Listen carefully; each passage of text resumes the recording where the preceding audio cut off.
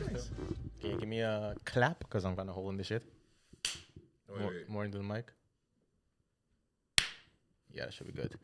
Alright, guys, welcome back to another episode of Talking Spice, where we talk spice. What else? Everything nice. A little bit of everything. A little bit of everything. It's a melange. A melange. It's a melange conversation. A melange. Today, you got me, Chris. Yes, sir. You got Graham. Uh-huh. And we got a special guest, Salim. Muy especial, as they say in French. Say hello to the people, the 6 people that listen. Shall I wave at the camera? Or No, Whatever you want to do, man. If you want, it's a podcast. I'm assuming more people listen to it like on... We should probably check that out if more people listen to it on YouTube or Spotify. Now more people check it out on YouTube. Really? Yeah. Well, thank you. Yeah, the visuals are popping. All popping. They're doing better than the audio. Well, after today, I'll subscribe to both. I just realized we're terrible hosts because you don't have anything to drink. Do you want anything to drink? I don't have anything to drink. Oh shit. Okay. I mean, hey. This is the Talking Spice podcast. We'll either bring you drink or food. That's your choice. Like last time we had baking bread. He brought bread, so we got a drink. Bread. Yeah. You brought drink, so we got you food. Nice. Exactly. So yeah, just crack one open. Feel comfortable, bro. Cool. Do you? Let the people know. Introduce yourself. Wait. Before you do that, I have a quote I want to read to you. This is and I'm going to do the explanation, right? Okay. Don't be another gray peg in a tapestry of boring people living for money and work. Be you. Be the ultimate you. Normal is boring. Be weird. Be free. So that's a quote on his personal Instagram page. I thought it was hella interesting. So can you just explain a little bit like why, what's behind it, the thought behind it, stuff like that? Well, it's quite simple. I used to work in hospitality for a long time. Went through the middle of school and everything, normal life in Holland. And after a while, I just decided, looked around me. I thought I was at a point where I was like, okay, this is a little bit more. Yeah. Just I was into a point where I was like, okay, so I did everything everybody asked of me, and what the fuck do I want to do now? And then I realized, okay, now I'm going to work for me. I'm going to do whatever I want to do to actually be happy. And with that comes all the, I think, crazy things and not holding yourself back and just being who you want to be completely in your life, because it's liberating. And, well, I think if you want to get the full meaning of life and the full experience of life, you have to just be what you want to be and do what you want to do and just say whatever the fuck you want to say. Yeah, True. So if that means being weird and people are like, oh, that's a weirdo, then just be a fucking weirdo. Flip them off. Just moon the fuck out of them when you walk away and just be like, yeah, I don't care. I mean, just do whatever you want to do. Yeah. Okay, no, that's very interesting. I mean, just 1 second. Hold on, just give me 1 second because I'm not picking you up on the mic for some reason. Hello? Maybe adjust the audio levels. We're having some technical difficulties apparently. Hello. We'll be right back. Okay. No, we're good. Yeah, go ahead. So for our listeners, We're back. introduce yourself. Who is Salim? Well, I am Salim. It's kind of weird to hear myself like this. So I'll do half off. That's better. Nice. Otherwise, I get like a weird echoey thing going. I know Chris from this. Are we gonna name it? Are we gonna name it? Oh, are you gonna name it? From a restaurant. We are bad experiences? colleagues. We've been colleagues. Yeah. We've worked together for a while.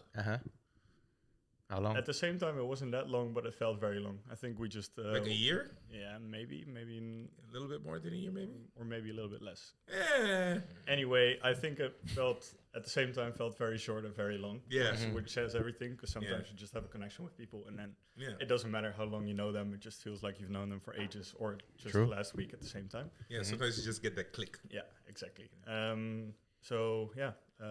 Used to work in hospitality, and now I moved on to brewery. I'm a beer brewer. That's why I brought beers today for you guys to try out. And, I know you guys are a fan of 11.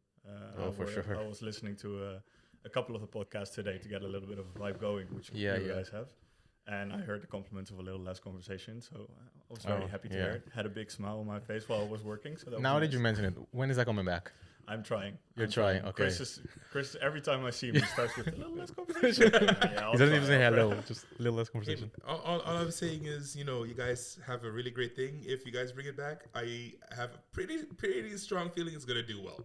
Yeah, I hope. But it was a swing or miss because you guys really liked it, but there were also people on tap who were like, oh yeah, I just threw this in the gutter immediately. I hate it. So What? Yeah.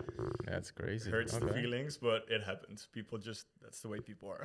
Damn, but I thought that was The audacity. Yeah, that was such a I'm good offended. Yeah, well, I just try not to be because there's people who just don't like it. That's the way it is. Everybody has their own tastes. Just give them a pilsner. Yeah. No, but that is the thing, you know. Everyone has their own flavor, and because, for example, if I like spicy things and Graham doesn't like spicy things, that doesn't mean he has, you know, no palate. It's just different. Yeah, it's different. I mean, Graham does have a horrible palate. I'm trying to help him, you know, learn more about it. But no, thank you. And I do like spicy food, by the way. I love spicy food. But yeah, so before this, so what would you do exactly? Like in the kitchen? Were you a cook? Were you? I was a cook, yeah. You were a cook? Close to, if I figure back, I think 8 years plus. 8 years. And before that, I was a baker. I was actually did bakery studies as well. And decided very soon. I was done with it very soon. Yeah. Not your thing. And then the early days and everything was just at that time and place and time there wasn't really the whole vegan option and let's go to the biological way, like the biologische brood, you know, like everything was still a little bit like, oh, we have to compete with Albert Heijn around the corner because we have to make everything cheaper, so everything was bought in, and I just had a stroke of bad luck with the bad places I worked, and that was it for me. It just fizzled out, like there was no passion left anymore, even though I really still love baking bread, but I never got time for it. Yeah, but that's the thing as well. Like back, if I'm not mistaken, back in our day, that was actually still a viable leskeuze, as in that was a viable option that you could choose to study. Like the bakery was a separate class that you could study and get a diploma for. Kitchen was a separate study you could get a diploma for. Butchering was a separate thing you can get a diploma for. But because the demand for butchers and bakers have become less,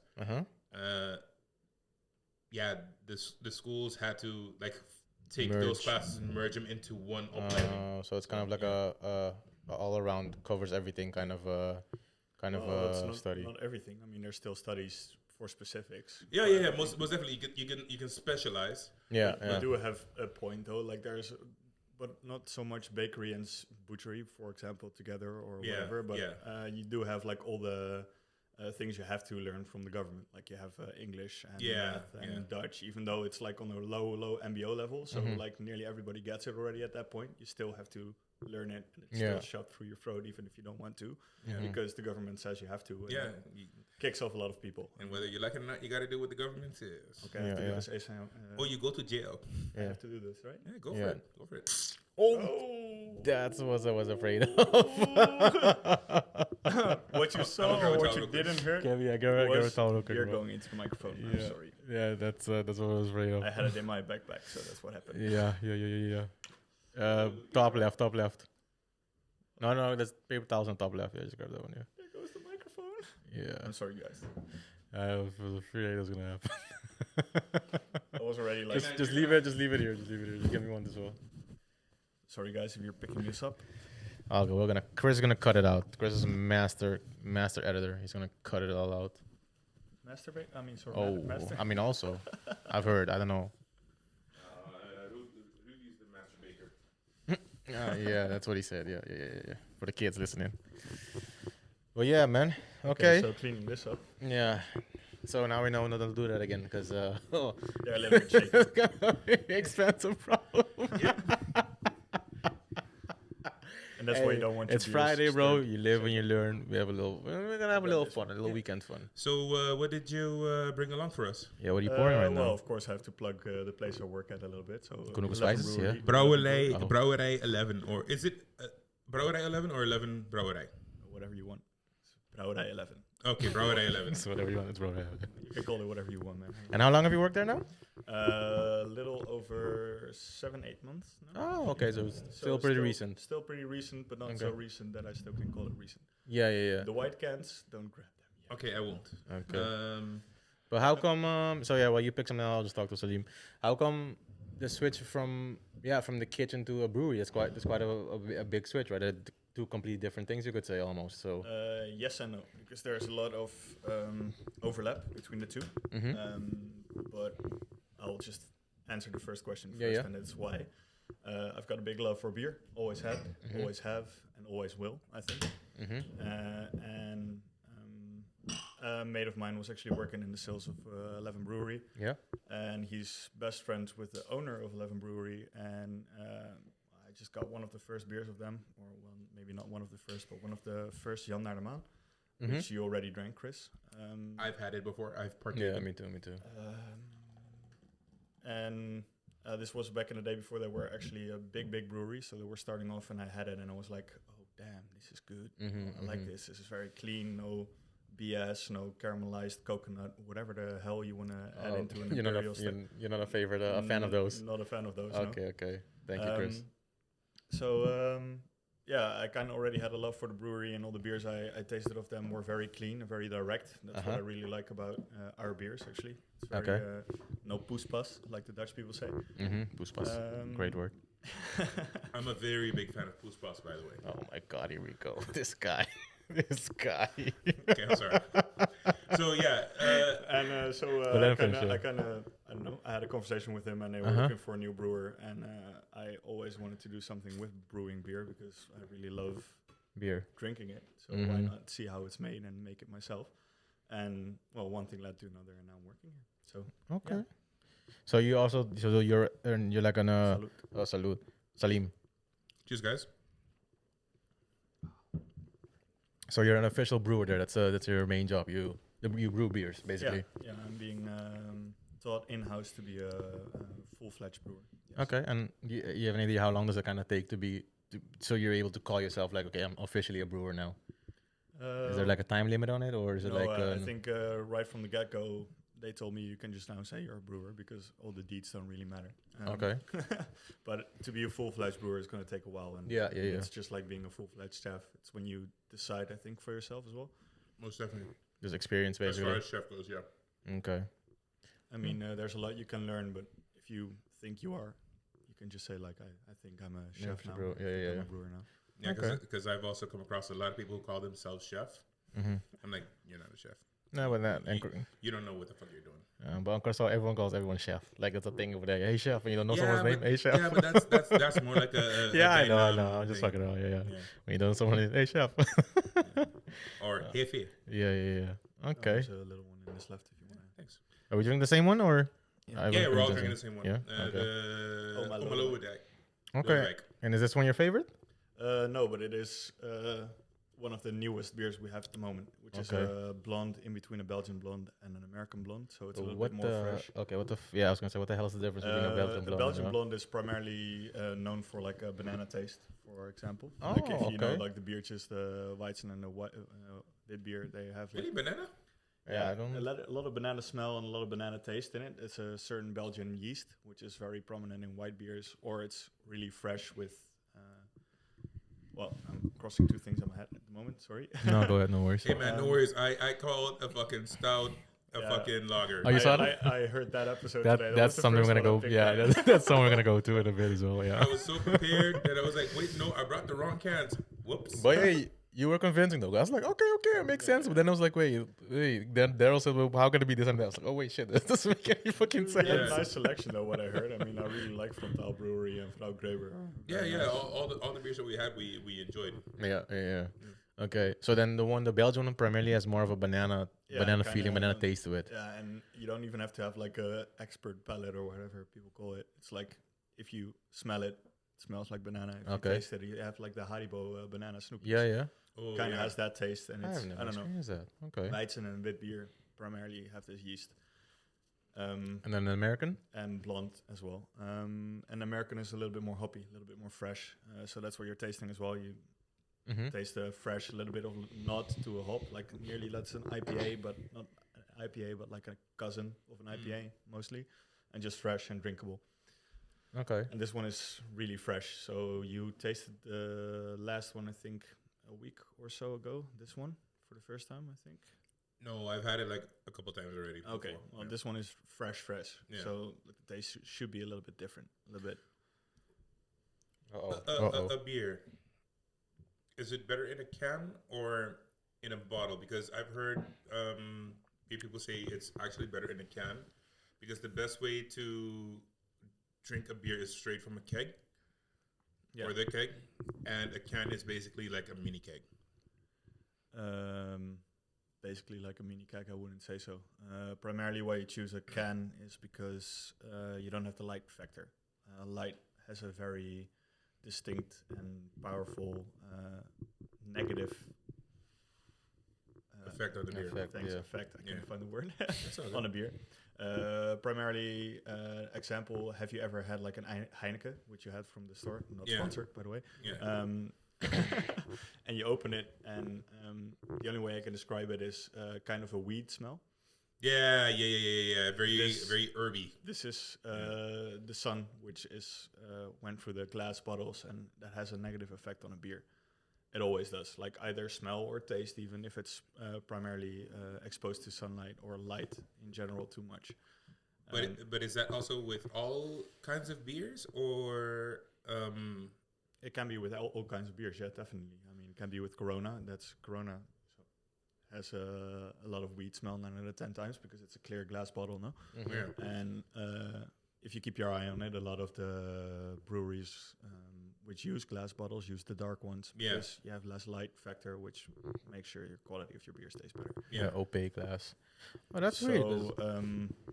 That's better for the environment because the trucks are not as heavily loaded, of course, because cans are light as hell. Lighter, yeah. So they have to drive less for the same or even more amount of cans. I mean, bottles take up more space, are heavier, so more trucks have to drive for them. You're also a little bit more clumsy to store because you don't have light factor, and you have more control of how much pressure is in there. Yeah.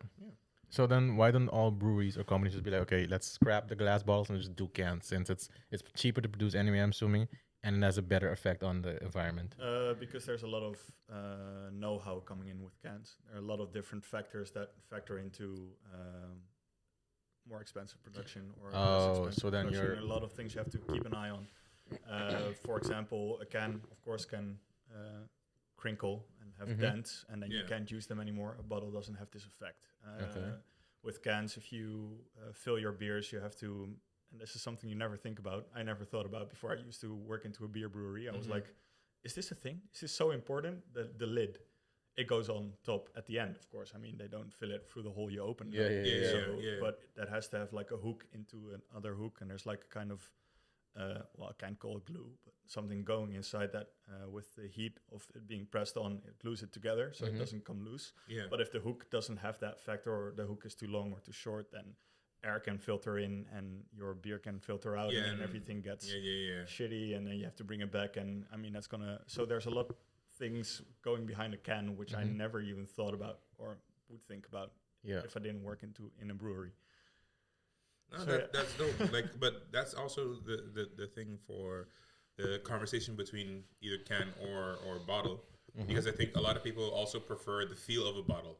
True. Yeah. As opposed to a can, because you also have the argument, for example, for like a Coke. A lot of people say, a Coke tastes better from a glass bottle. Yeah. I mean, I agree with that. Does it really, or is it the feeling of the cold glass? I think it's of course a placebo effect, but it just feels that way. But it's probably mostly a placebo effect, because it's the same thing that goes in both, right? So it shouldn't really matter. Yeah, I agree though.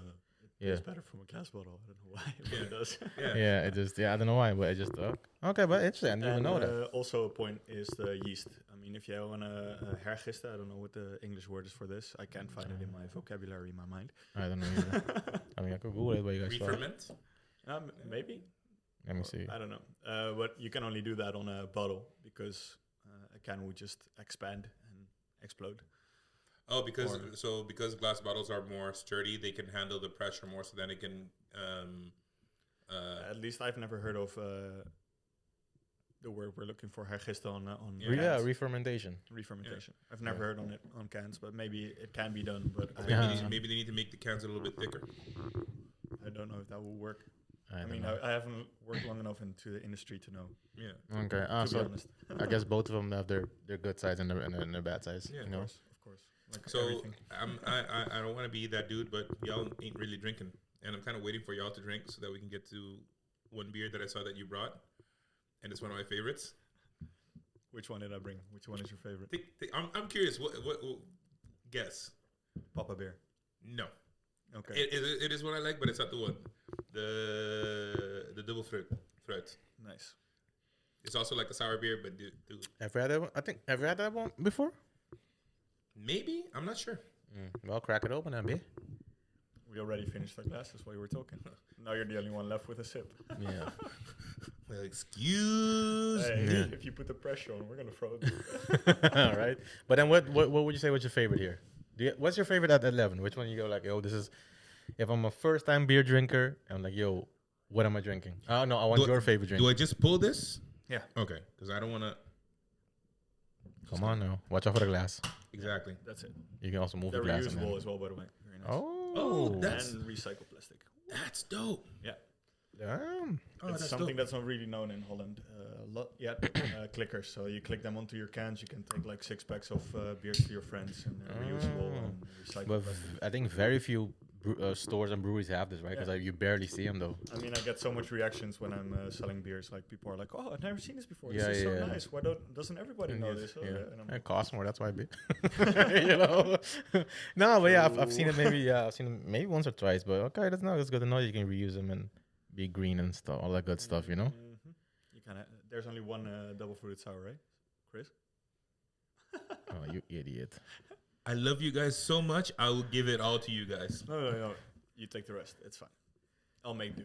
You're a We'll sweetheart. make do. I'll just what go would home you, and then grab I'll one. take a papa bear. All right. Damn. But I'm not seeing all of them, but I think qua branding, I think the man that one's the dopest for me. What to I me. can do on ASMR is maybe this. I don't know if it picks it up. You gotta do it with your nail. You gotta stay quiet. Okay, this is So Talkin there's Spice like after hours. There's like a sanding in the. I can't find the word again. What's this Label? called? Label. Yeah, Yeah. of course. It's such a logical word as well. Like I was like etiquette. The etiquette, What the is etiquette. I mean, you can say it's good. Yeah, it doesn't matter, We're, but we're not strictly only I English. know, mean, but I kind of always have to roll into my English. And when I get rolling, And then then, I'm well, over. yeah. I've been speaking Dutch the whole day. I so mean, you know how it is. we also speak like multiple languages, so a lot of times I either remember the right word in the wrong language Yeah, be very careful, bro. or forget the word in every single language. It's mostly that. You mostly forget the word in every single language.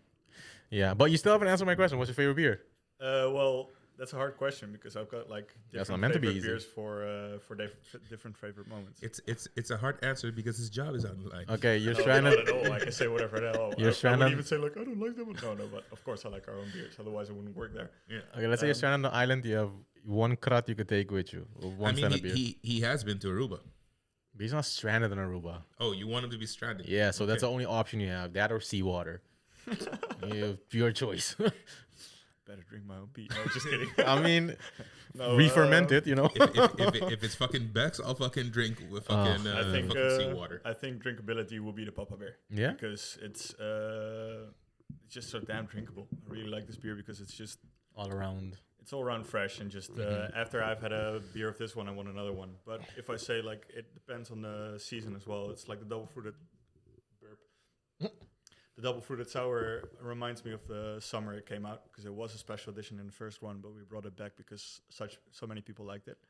So yeah, it is one of those beers. Like I love what taste can do to your mind. You know, like you taste something you haven't tasted in a long time, and you're instantly transported to a moment you Same with smell. had that taste for the exactly. So to me, like if I drink a double fruited sour, I think of Oh, damn. This is nice, bro. I told Shit. you. Ah. I told you. Almost You don't a- listen. Almost tastes like juice. I ain't no punk. Oh, stop yeah, screaming. It's can you read the label for everyone? I mean, I think you should read it. You're a beer man over here. No, Chris did it very well last time. Very? Mel, maybe. Well enough. Double fruited sour. Special edition. Special. Mango and passievrucht sour. That's it. That's it. How many percent? It's a 6.5%. Oh. It's a beautiful cerveza. But you wouldn't say 6.5%. Like you say, you can drink it like lemonade. in my Yeah, opinion. true. But to come back to the story, it That's- reminds me immediately of sitting next to the Rhine last summer. I was Oh, sitting in the nice. grass, and it was the first time I had it. I cold from my backpack. I just had a dive. Like the water was nice and fresh. It was very warm. Oh, nice. And I clicked it open and I drank it, and I was like, "Oh, damn, this is nice." So I got a question I love it, bro. because This is really nice. you've been to Aruba. And sorry, before you ask, this one you can just, it's available on the website and everything. I just will get everything. We have the Okay. website, we have the web shop, and from I think next week we are in a lot of Albert Heijns in the regio Utrecht. So Woo! we're picking up, baby. I mean, I got a site right next to my house, and that's where I can get my 11 stuff. So it's pretty dope. But yeah, so you've been to Aruba. What are your thoughts on our beer culture on the island? Because we kind of do, but also don't really have a beer culture on the island. Because the majority of the beer that we drink are pils. Yeah. And for me, I'm still bright.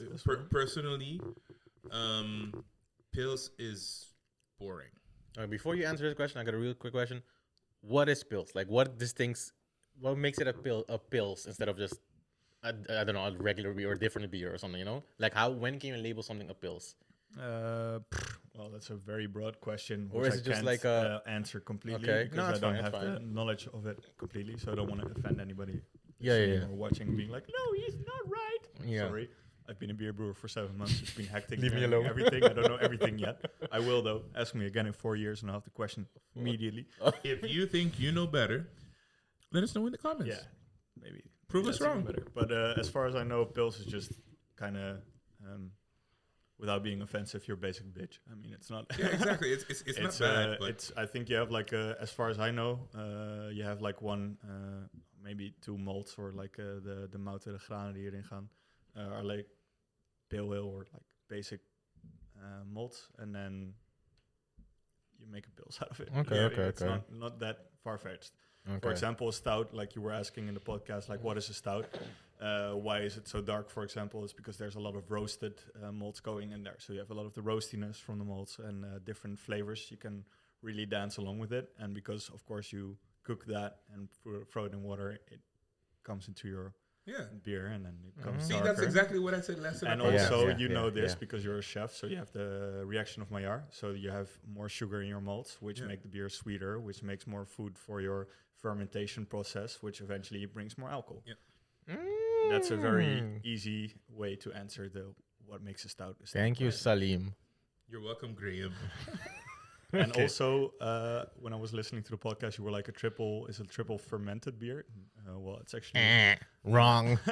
It's fine. I mean, it's no, close, it's not. You're close, but not close. But is it double? A double is a double fermented.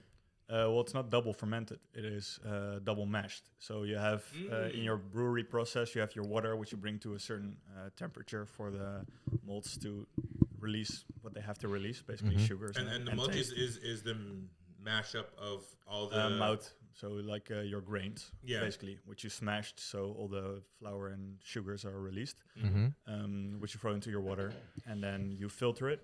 And normally with a beer, then you add your hops, or you can, like with a, well, that's a little bit too much information, which I'm not going to go into, but doesn't matter.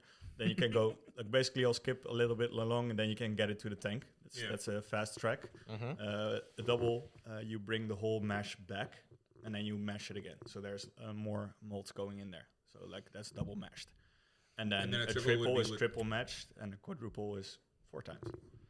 I don't think I've ever had a quadruple. It's very thick, very sweet, very dark, stout, but it doesn't have to be as dark as a stout. It can be very dark brown, for example, instead of where a stout is more black. Yeah, but that's something I've enjoyed culture difference wise when I moved here to the Netherlands. Is that there is a beer culture, because like I said, back on the islands, our go-to is always pils. Different variations of pils, but it's always pils. Yeah. So we have Amstelbreit, which is basically like a Corona. We have Corona. We have Polar, which is also Balashi. You have Chill. You have Brion. I've never had those. Those came after Azul. I left. Those are all garbage. Garbage. You heard it here first, folks. So I've always thought that was beer, and if it's really hot and the beer is really cold, it hits the spot. Of course. I mean, it's refreshing as hell. But if it's so not, water. If it's not really, really cold, yeah. But then I came here and I'm like, oh, they have light beer, they have dark beer, they have beer that you don't necessarily want to serve at a cold temperature. I'm like, holy fuck, and different flavors. It was really, really insane. Yeah, that's something I think you're used to, because like you said, you're used to all the beers being cold. And then some people are like, no, this doesn't have to go in the fridge. It could just be room temperature. I'm like, what? I can't have beer room temperature. What are you talking about? It's ridiculous. And you try like, oh wait, that's actually quite nice. It actually fits for whatever I'm doing or whatever meal I'm eating or something like that. It goes far. You can have whole like Pan 33 has. You can have like whole beers accompanying dishes. I mean, it's a very nice world. That's one thing I'm happy to see as well. There's more appreciation from what I see. There's it's becoming trendy to have more appreciation for beer, which I really love. Yeah, like smaller breweries are getting more popular. Yeah. They're taking more how do you say, risks with flavor. So with that you get more choice, but you also people are creative as hell. Yeah, exactly. Yeah. And you get restaurants as well that are doing, instead of wine pairings, beer pairings. So if because there are people that don't necessarily enjoy wine, so now they have a choice. Yeah, you know. Yeah. No, nice. And the lovely part about like a beer accompanying dishes is, of course, that it's lower percentage alcohol. Like, for example, if I go to a high-end restaurant and I have like wine pairings, at the end of the day, I'm going to be, especially if it's a high-end, like you have 10 dishes, I'm drunk as hell. Like I don't remember the last 3 dishes. I was like, I know the dessert was nice, but what are they eating? I probably would have thought a kebab was nice at that time because I was already like nearly under the table. And with beers, you have a little bit more drinkability. And for course number 8, spam. Oh, this is so good. This goes very nice with the Ashante of the year 73. This is canned from 61. So this is Talking Spice, and we tend to get a little spicy with our conversation. So I got a spicy question for you. Ooh. Of the mainstream beers, which one for you is overrated? What do you mean mainstream? Mainstream, like they have commercials out there. Pilsners or like give them some beers. examples. I mean, there's a broad spectrum of beers. Like, for example, you would say, for example, a Heineken is overrated. Well, it's not necessarily bad. It's just overrated. I'm not that much of a snob. I don't really mind. I mean, I know people that are into this craft beer world and who are very snobby about Pilsners like Heineken because they're a megalomaniac. They take over a lot of businesses and they're very huge. Yeah. I mean, but they grew to be there that way and have a lot of respect for people who make something out of their life and grow the way they grow or do what they want to do. Yeah. So I'm not very snobby. I mean, everything has its own moments. Heineken, when I'm at a party and somebody's like, "Oh, I've called Heineken. Do you want to drink it?" I'm gonna be like, "No, I'm a beer brewer. I don't want it." What if it's like a warm Heineken? Oh no, but I don't drink warm beer at all. I mean, sorry, if somebody offers me warm beer, I'm gonna assume it's piss. I mean, sorry, but warm Heineken is all they have on the island. Then I'll have seawater. Damn, that's fucked up, bro. I don't really mind beers there. I mean, in my opinion, I can't really think of anything that's very overrated. Not out of the top of my head. Okay. No. Is there a beer that you absolutely won't drink, or just like for me, a Canon, a Gros Canon? Oh. Those like do not. That thing is I'm sorry, Gros, but that thing is still a sponsorship. But that thing is disgusting. I cannot drink that shit. Yeah, I think that's one of those beers that's just made for the alcohol percentage. Exactly. Yeah. I mean, and I've had some beers that have like 11, 12, which are still nice, or at least they try to do something with the flavor, right? But with this thing, bro, I absolutely can't. I mean, when I had my student days and I drank a lot of cheap beer, I mean, I also had the Gros Canon. Yeah, the thing. I also had like Atlas. Atlas. Are both like, nah, you miss me with that shit. Like, I'd rather not. But on the other hand, I mean, there's also cheap beers. Like, if we're talking about Gros, for example, they, I think, are a big parent of the clock, or clock beertjes, which are very cheap if you're a student. They're like, I think for a 50 centiliter can, it's like 60 cents or 69 cents or something. It's very like cheap, yeah. I used to drink that a lot when I was like a cheapskate. I needed beers, of course, and I mean, I'm down to drink everything anytime. In my opinion, for Clock and Atlas. In my opinion, there's nothing wrong with like cheap beer either, because like at the Lidl and Aldi, they also have like cheaper brands of beer. Yeah, it's fucking pretty pills. Yeah, there's nothing wrong with it whatsoever. But you know, a lot of times people get married into the brand, like Heineken, Bavaria, or. But that's when you do it good as a company because you got them tied into your brand. True. They're loyal to you. But I get it. But as you grow old and you experience more things, your taste also varies. Like what he says, when you're a student, you don't have much choice. You don't have money. This is the cheap shit. This is what you gotta drink. You want to drink something, and I mean, how cheap is it to get like a whole tray of half liters and just drink it with your mates? Exactly. To do these things. But as you grow older, you experience more, and your palate tastes like. You know, when I was student, I'd never think I'd drink this shit. You know, but hey, look at me now. I'm enjoying you this. also You know? get more money, so more freedom to actually Exactly. experience things. So you grow your palate as Yeah. well. Yeah, Of course.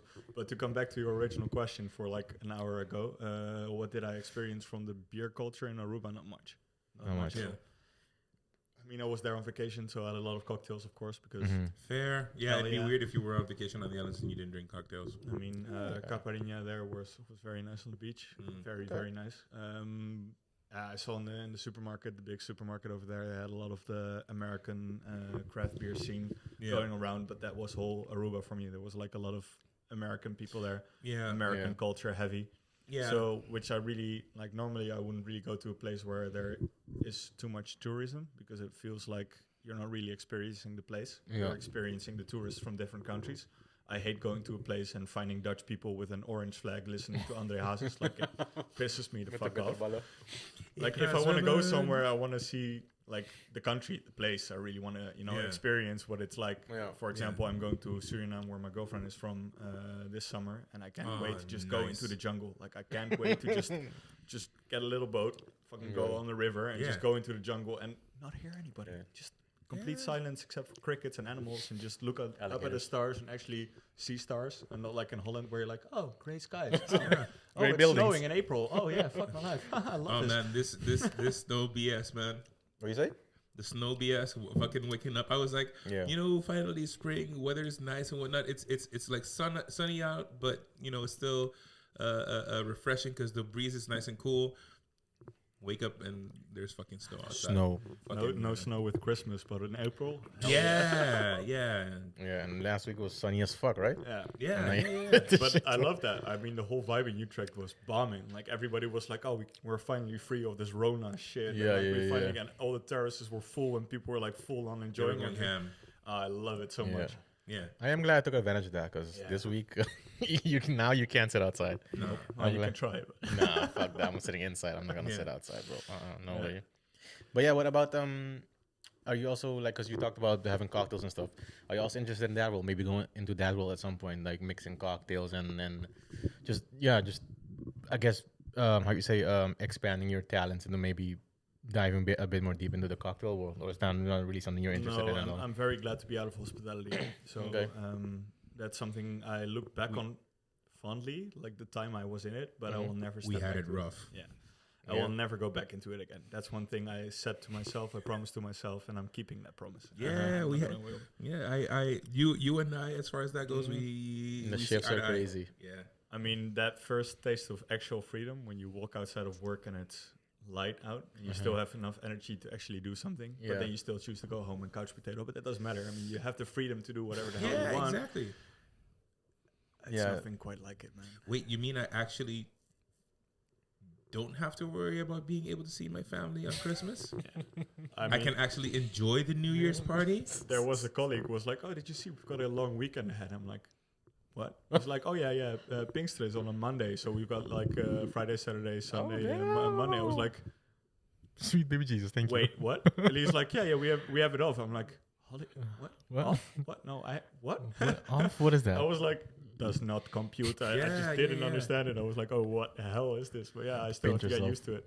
Yeah, I mean, all the holidays until now have fallen into weekends, so I still have to experience everything like this for the first time. Yeah. So it's the freedom. I can't wait, man. I really can't. It is a whole new world.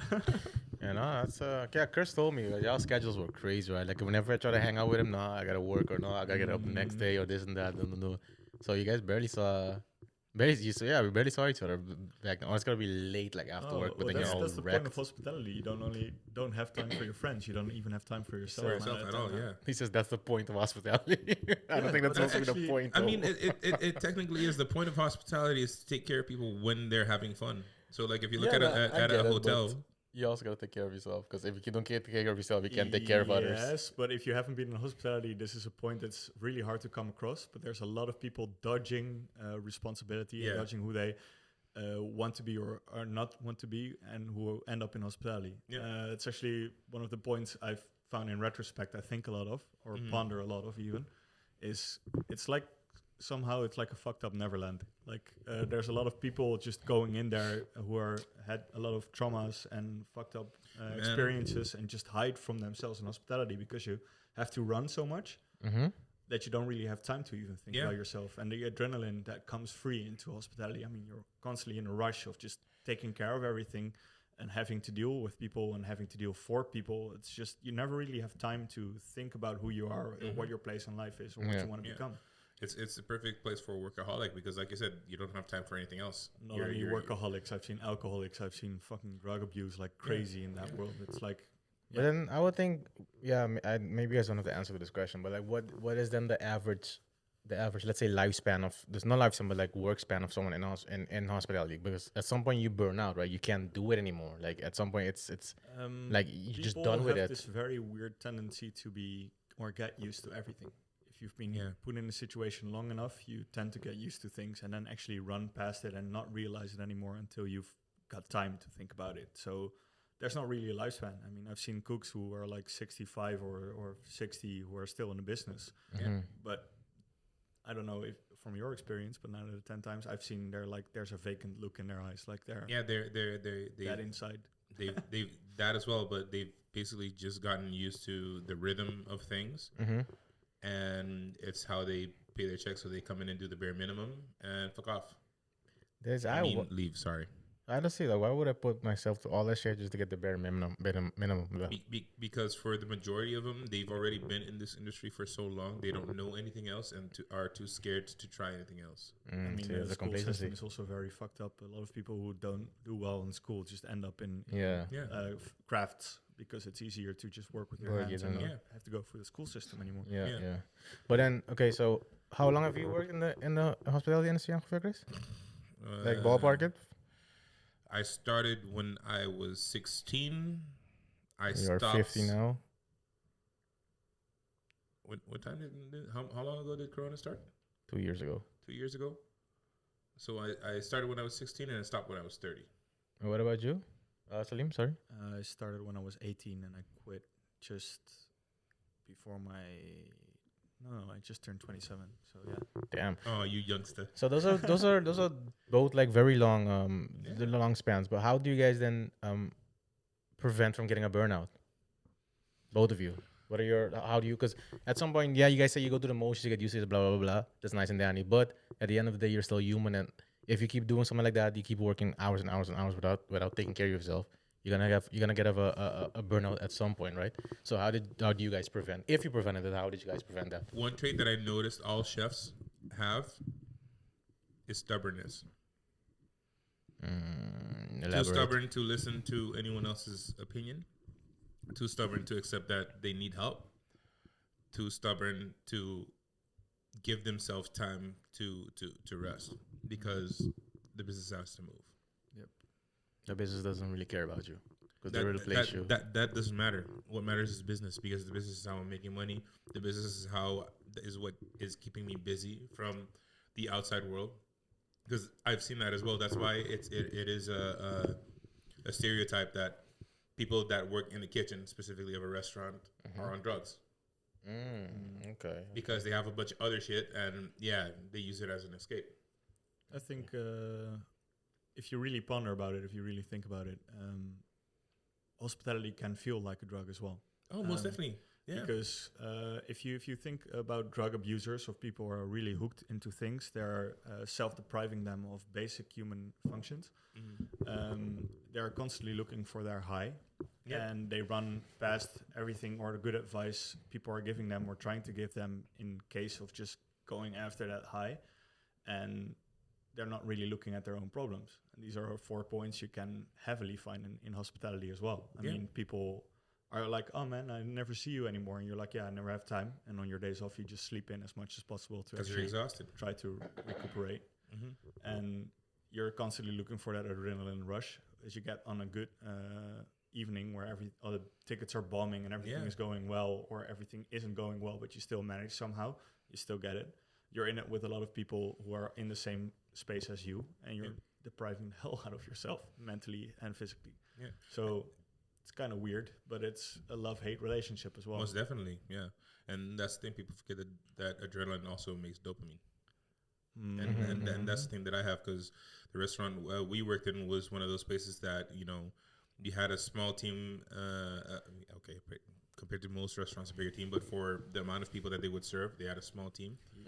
But we cranked out dishes like crazy. At a certain point, it became like factory work. But you had to keep your speed on, because orders keep coming in, and you can't fall behind, because you can't have the guests waiting too long, because they're gonna complain and all that stuff. So with that comes adrenaline, because you're like, oh, I got to do this, but you're not only focused on your side, because you're working on as a team. You're also on alert for everything that's happening around you. Someone's walking with something hot or sharp behind you, or someone's running out of something, but they don't have time to go restock. If you can do it yourself, so it's a lot of balls in the air. Okay. So, I see we ran out of beer in our glass. What do you recommend? Actually, maybe recommend even rinsing this glass, because I'm going to give you the rose bunker one now. All right, cool. Y'all continue your conversation, and I'll get us some fresh glasses. Yeah. It's important for this one. Yeah. So since you guys really like the little less conversation, I had a conversation with our sales manager. I see what you did there. Little more conversation. This guy right here. I don't have it anymore. I mean, it's not there at the moment, but we do have a barrel-aged beer coming out very, very soon. That's why there's cans on the table without anything on it. Oh, those sneak peeks. Sneak peeks, definitely. Okay, Just give me your full throttle opinion. I don't mind if you rush it into the ground, but I really want some opinions on this, because we've been sitting on this for a little while. Yeah. And I just want people to drink it. And is this your creation, or how? No. Okay. I'm not that far along yet. Okay. But it is a collaboration with the Rosse Bunker, which you may or may not know from lemonade. They make like biological lemonades from with it's like their answer to Coca-Cola, like a better way to drink. A healthier way to... exactly. Yeah. They have like very nice things like a dragon sour, like with tarragon. Oh, okay, yeah. I think that kind of thing. It sounds kind of familiar. Yeah. They make very, very nice lemonades. And they had some wild plug. I can't find the word again. So they harvested some wild ingredients from forests and that kind of thing, and those went into a barrel. I think was red wine, if I remember correctly. Otherwise, if I don't remember correctly, I'll hear it next week, and the sales guy will punch me in the throat. No, just kidding. We got it on tape. He's actually very lovely. He doesn't punch me. I swear to God. Please don't kill me. Anyhow, blink twice if you need help. Ask for it. Blink twice. I marked them on the bottom, so that's why. I was gonna say, like, are they all the same, or do you know which one's which? I'm smart. I prepared. You want me to one can between all three, or I have another can, but this is for you. If you want the other can home, then I would just open this one. Chris never lets him keep anything. He always takes everything the guest bring. He takes all of it. You can take some. I mean, I brought 2 Chris won't let me. He's gonna punch me. Like your sales guy, he's gonna punch me. It's right here. he's gonna keep some beers. I'm gonna make sure of it. It's a beautiful color, man. So wild, like wild fermentation, wild harvested ingredients, and then laid on a barrel for I think a year or even more than a year. Okay. And this is the result. And like I said, if you hate it, tell me. If you think like, oh, this is the most disgusting thing, just throw it in my glass, because I'm very happy to drink it. Yeah. I'm very keen on your guys' experience. I have an amateur question. Can you age something too long where the taste that's a thing? Okay. I mean, it's the same with, for example, whiskeys or wines. Put them on a casket for too long, after a while, it just... Okay. I mean, beers have a THT as well. Everything does. Yeah. Okay, now I was just curious because I know with whiskeys that's the case, because I'm more of a whiskey guy, but I didn't know the same thing with beer. I also really love my whiskeys. Bro, my table, I see all these watermarks. I'm getting them. This guy, bro. A lot of them already here. I just want to bother Chris. Don't worry about it. Nice. Okay.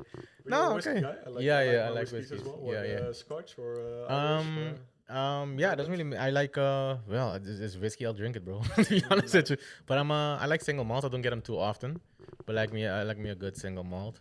Okay, so I like a Macallan. Somebody burning to talk about a Macallan 18. That's obviously oof. But okay, go ahead. So no, you guys can converse. I just want to do a quick cheers. Oh, cheerio, pip.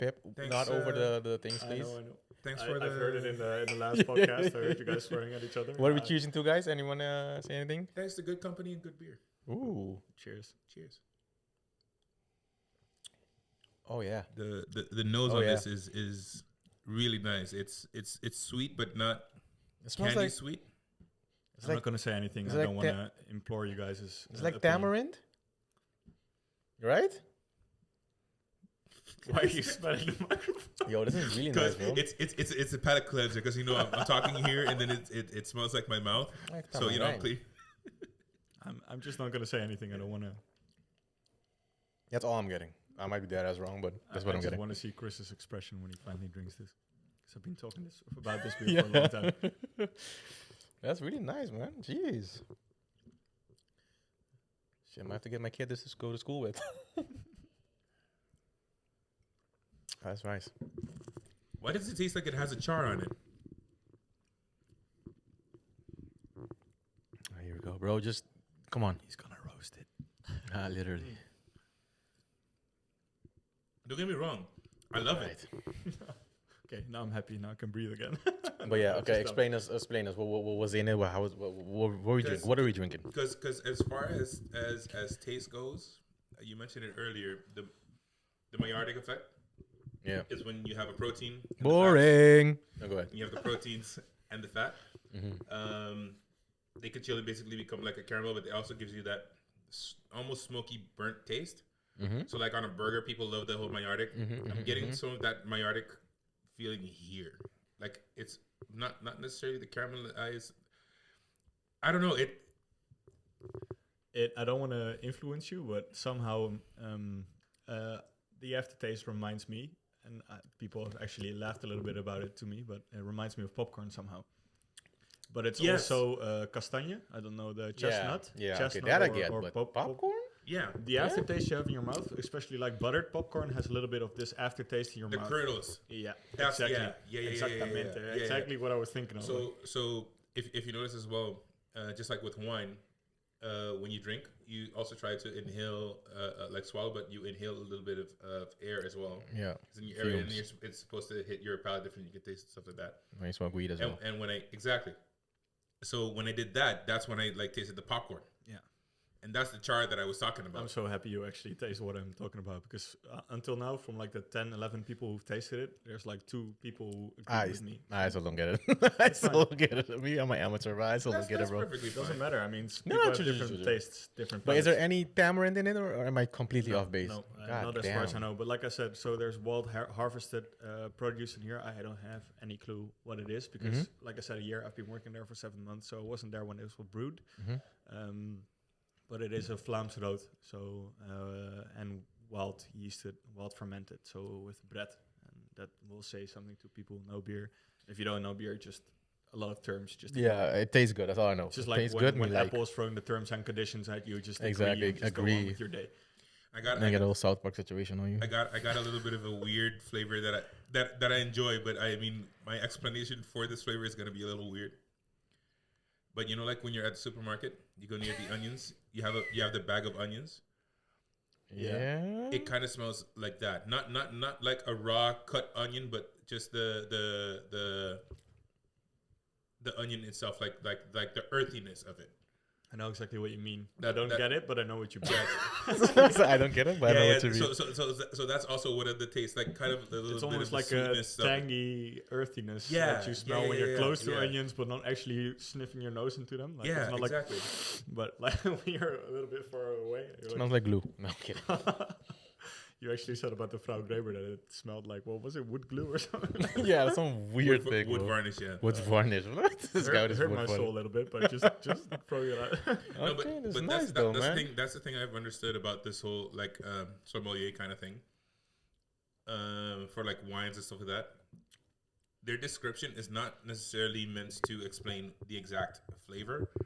The description is more for what the taste is making you feel and remember. Yeah. Exactly, it's trying to find keywords to describe what your taste is like. And then you have these people who are like, oh yeah, this came from a salty earth from 15 years ago near Cairns. So you're like, no. Cool. You ain't been around there in 15 years. It's from my basement. What are you talking about? You in your mom's basement playing Pokemon. Oh, shit. Okay. It's people just take things way too far, but that's a tendency people have, right? I mean, As far as beer brewing goes, out of curiosity, how important is the look of the beer?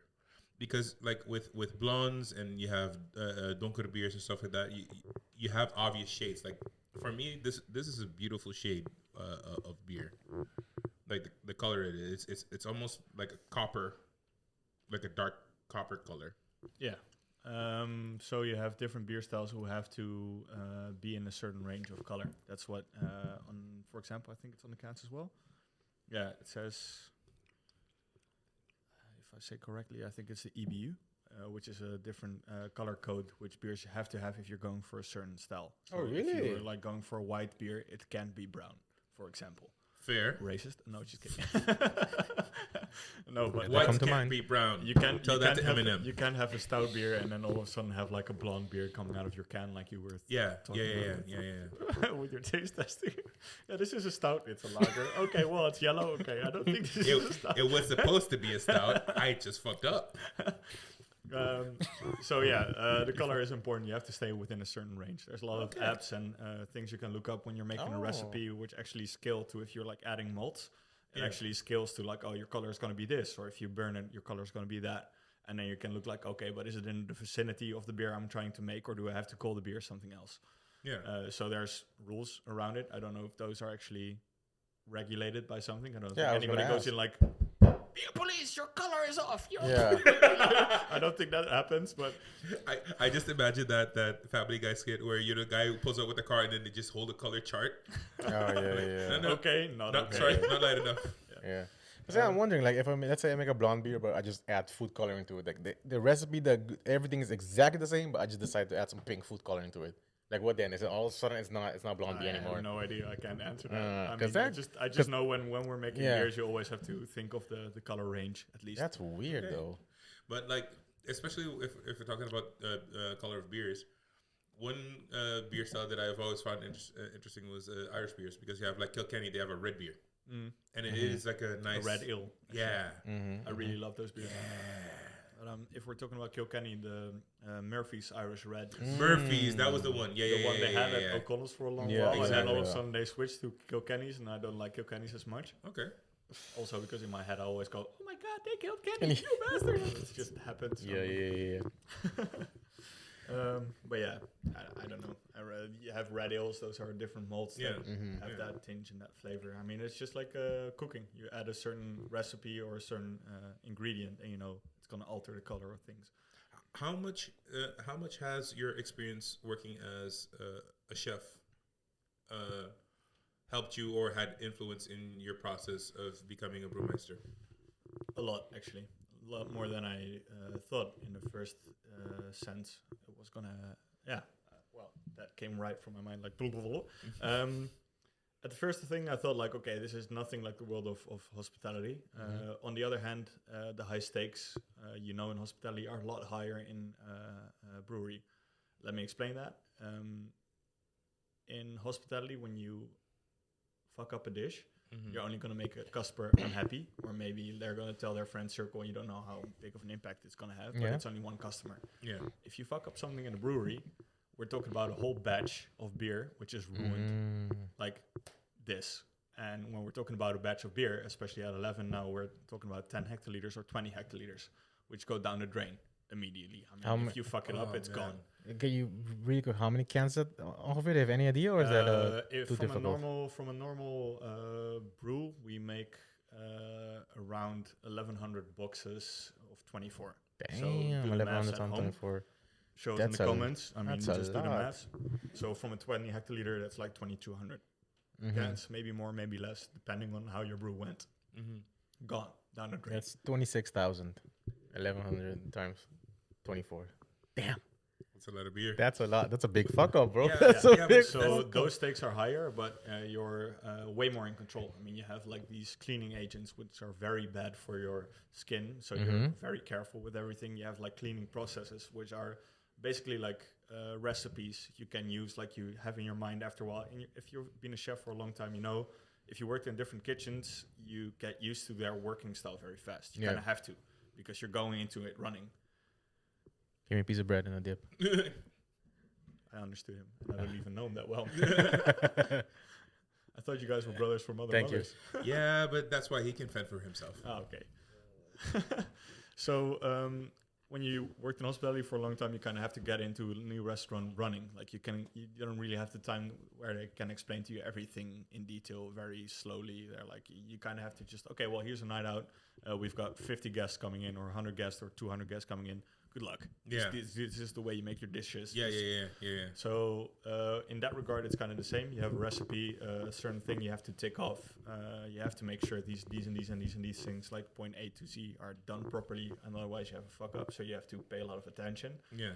And that for me felt very natural. Like all the information thrown at me, like I was just sponging up because I didn't want to screw anything up. Yeah. You didn't want to be that guy that had to empty out the tank because you fucked up. Especially in my proof period, like you don't want that in your first half year. Like, oh yeah, those 20 hacks we made, like because of something you did, we had to throw it away. No, I don't mess me with that shit. See, and that would be exact reason why I wouldn't be able to do that kind of job because you get used to it. I mean, the stakes are high, but the stakes are always high. So in that regard, you kind of really have to pay attention. But I'm very clinical when I have to be. I remember. So to me, it felt very natural. You just have bigger recipes and a lot more to think about when making that recipe. But at the end of the day, when it's in the tank, you have 3 weeks later and you have a very nice beer. Nice. So there was a lot of experience overlap, which helped me. I mean, the cleanliness, you have to be very, very clean, like nearly, like the English people say, anally clean. Like you really have to very sterile. Watch everything, like sterile. Like I thought the most alcohol would go into the beers. No, the most alcohol is the disinfection alcohol you use on nearly everything.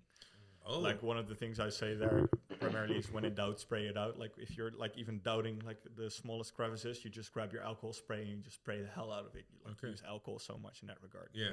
Because it disinfects everything. Like you have to use that. Like it's nearly like you should nearly have like a leather holster just because you're using it so much.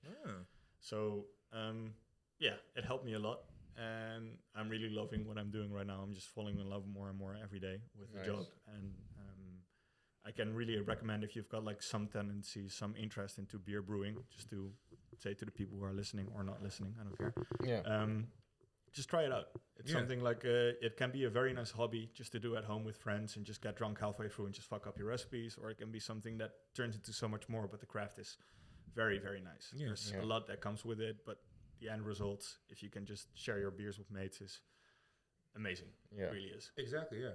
All right, man. We're running up to an hour here. Think before we go, I can do end it on a spicy note. You don't have to mention any names and don't have to put anybody on blast, but what was the worst kitchen thing you've experienced? Be it a conflict with a coworker or I don't know, you saw rats? Well, you think it was the job experience you know both, but it wasn't. Because I learned a lot about myself there. Yeah. I mean, I took that as a lot of lessons. So it isn't that one. It's actually one of my first restaurants I worked in. And that was when 2 friends asked me to help them out where they were doing like a restaurant with all the wasted foods like supermarkets don't use, like all the ingredients like vegetables that are like looking fucked up and that weren't used then. And I used to make recipes with that. And they just asked me on a day off to help them, and I helped them in that kitchen. And then the next day I had work. So the one thing was just a pop-up where I just helped and didn't get paid and was just helping out friends. And then the next day I was at work, and the boss and his missus called me in for a conversation, and they were sitting face to face when I was like 18. So I was still not really comfortable with myself and just being able to say to adults like, okay, whatever the fuck you want, go fuck yourself. Yeah. And they were sitting across from me like 2 adults and just completely like lost their shit. I'd be like, yeah, you're working for another restaurant, and in your contract you're not allowed to use work for other restaurants, and this is a ground to fire you, and if you don't pick up your slack and that kind of thing. And they just reamed me out for half an hour just because they felt threatened by a pop-up restaurant which was gone 2 days later, which I didn't even get paid for. So it wasn't a contractual breach, but they knew I wasn't strong in my shoes then. So they just reamed me out because they were so insecure about their work. So that they were manipulative bastards. I'm not going to call them out, but fuck them. That's sadly something that you come across often in the restaurant industry. Hopefully less since we have been out of it. Hopefully it's improved. Never again. But in all honesty, I'm happier without being in it, and you seem to be happier being out of it as well. Thank you for coming to our podcast. Wait, you can't end off like that. What about you, though? You ask him. What about you? What's the worst experience my worst experience was at a restaurant that shall not be named. When I just got in, They recently had a new owner that had no experience in the restaurant industry whatsoever. He was actually always an accountant. The head chef left. So me and the sous chef there were basically the new head chefs. Unofficially, unofficially, we took care of everything that the head chef was doing. But on paper, we weren't that. So we weren't even earning the money for that. We were handling all the orders, all the cleanliness and whatnot. But this restaurant also had a lot of... had illegal or undocumented workers. Yeah. And these guys did not speak the language. So a lot of times communication didn't really work. And one time these dudes sent out sushi that was rotten and got someone sick. When I told them to get fucking rid of it. How did the restaurant deal with it? How did they make up for it? Or whatever? Oh, I was gone by then because the person that got sick, how do you say that? Klaagd? Sued? Not sued. Complained. And then they, the organization, Food authorities, just call them like that. Yeah, the authorities, they came in and did like controle. Oh. And in the restaurant industry, there are over the algemeen, there are laws that you can't do. Like for example, if you have a rodent problem, you have to use humane traps. So like the glue traps and the snappy thing, you can't do that because that's illegal. Okay. This owner didn't know that. Because he didn't have any hospitality experience, of course. So I would have to explain to him why the glue mat is inhumane. It's like, yeah, it's but it's not so bad, right? He's just stuck there on the glue. Yeah, I know. But what happens when you rip it off? Yeah, exactly. I don't know. You rip off his fucking arms. Yeah. I hope they're doing well. Okay. But you don't mean that. I don't necessarily care, but I hope they're doing well. Yeah. All right, that seems like a positive note to end this things on. Hey, you asked, but no, Salim, thank you for coming. Thank you for the beers. Thanks for the exclusive. Yeah, shout out 11 Brewery. It was really, really dope. That was really good, man. We love the beer that you guys make, and also thanks to you guys for bringing Kunuku. I mean, it's a dope ass product I use on a lot of things in my kitchen, and it's a very nice addition to have in my kitchen and use on everything. So thank you guys as well. We try one bite at a time, you know. Shout out Kunuku Spices. Buy it, y'all. Buy it for your family. Buy it for your dead cat. I don't mind. Just buy it. Just buy it. Just buy it. Buy it for your mouse in the glue mat. check us out on Instagram at kunukuspices.nl. You can also check out Brouwerij Kunuku Spices Instagram. Kunukuspices.nl is the website. As well, you can check out Brouwerij 11 on Instagram at Brouwerij 11. Yeah, I think so. Yeah. We're gonna I don't know it from my mind, but I think so. But terrible least, employee. I mean, if I have any hand on it, and I do, I'm gonna have a shout out to Kunuku on there. And we can shout out each other back. Where can people find you, Salim? Share some of the followers. Yeah. Where can people find you? People to follow you, you can do a shout out. They can? My Instagram is private as hell. Tommy for the ladies. Oh no, you have a girlfriend. Oh my bad. Sorry, I didn't say that. He's mysterious. Like Rey Mysterio. Alright, guys. So that's been another episode of Talkin is Spicy. Thanks for joining us. Yes. Don't forget to like and subscribe and follow. And we out. And we out. Peace.